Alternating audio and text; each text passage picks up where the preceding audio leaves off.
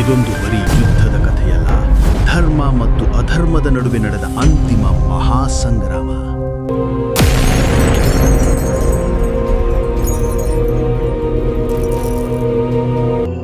ಜನರ ಮುಖದಲ್ಲಿ ನಗುವಿಗೆ ಕೊರತೆಯೇ ಇರಲಿಲ್ಲ. ಆದರೆ ಆ ನಗು ಶಾಶ್ವತವಾಗಿರಲಿಲ್ಲ. ಬೆನ್ನಲ್ಲಿ ಕತ್ತಲೆ ಆವರಿಸತೊಡಗಿತು. ಅಪ್ರತಿಮ ಯೋಧನಾಗಿದ್ದ ನಾನು ನನ್ನೊಳಗಿನ ದುರಾಸೆ ಮತ್ತು ಕೋಪಕ್ಕೆ ಬಲಿಯಾಗಿ ಕ್ರೂರ ರಾಕ್ಷಸನಾಗಿ ಬದಲಾದೆ. ನನ್ನ ಅಟ್ಟಹಾಸಕ್ಕೆ ಇಡೀ ರಾಜ್ಯವೇ ಬೆಂಕಿಗೆ ಆಹುತಿಯಾಯಿತು. ಜನ ದಿಕ್ಕು ತೋಚದೆ ಒದ್ದಾಡುತ್ತಿದ್ದರು. ಅವರನ್ನು ಕಾಯುವವರು ಯಾರೂ ಇರಲಿಲ್ಲ. ಸರಿಯಾಗಿ ಅದೇ ಹೊತ್ತಿಗೆ ಆ ಕತ್ತಲೆಯನ್ನು ಸೀಳಿಕೊಂಡು ಬಂದವನೇ ನೀನು. ಧರ್ಮವನ್ನು ರಕ್ಷಿಸಲು ನಿಂತ ಆ ಮಹಾರಾಜನಾದ ನೀನು ನನ್ನ ಉಸಿರುವರೆಗೂ ಈ ಧರ್ಮಕ್ಕೆ ಸೋಲಿಲ್ಲ ಎಂದು ಗುಡುಗಿದೆ.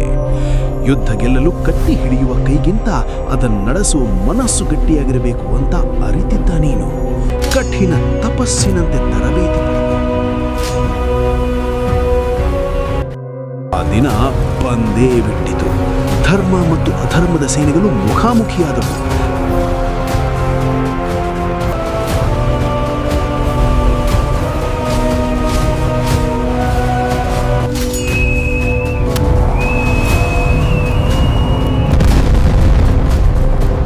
ನೀನು ಮತ್ತು ರಾಕ್ಷಸ ನಾನು ನಡುವಿನ ಕಾದಾಟ ಅಕ್ಷರಶಃ ಬೆಳಕು ಮತ್ತು ಕತ್ತಲೆಯ ನಡುವಿನ ಘರ್ಷಣೆ.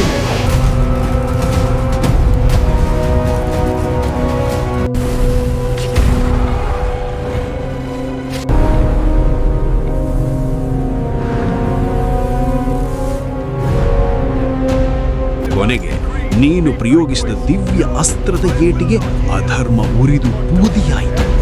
ನಾನು ಎಂಬ ರಾಕ್ಷಸನ ಅಂತ್ಯದೊಂದಿಗೆ ರಾಜ್ಯದಲ್ಲಿ ಮತ್ತೆ ಬೆಳಕು ಮೂಡಿತು. ಗೆಲುವಿನ ನೆಗೆ ಬೀರಿದ ನೀನು ಅಹಂಕಾರದಿಂದ ಮೆರೆಯಲಿಲ್ಲ. ಬದಲಾಗಿ ಇಲ್ಲಿ ನಾನೆಲ್ಲ ಗೆದ್ದಿದ್ದು ಧರ್ಮ ಎಂದು ತಲೆಬಾಗಿದೆ. ನೆನಪಿಡಿ, ಅಧರ್ಮ ತಾತ್ಕಾಲಿಕವಾಗಿ ಮೆರೆಯಬಹುದು, ಆದರೆ ಅಂತಿಮ ಗೆಲುವು ಯಾವಾಗಲೂ ಧರ್ಮದ್ದೇ. ಇದು ಬರೀ ಕಥೆಯಲ್ಲ, ಪ್ರತಿಯೊಬ್ಬರ ಜೀವನದ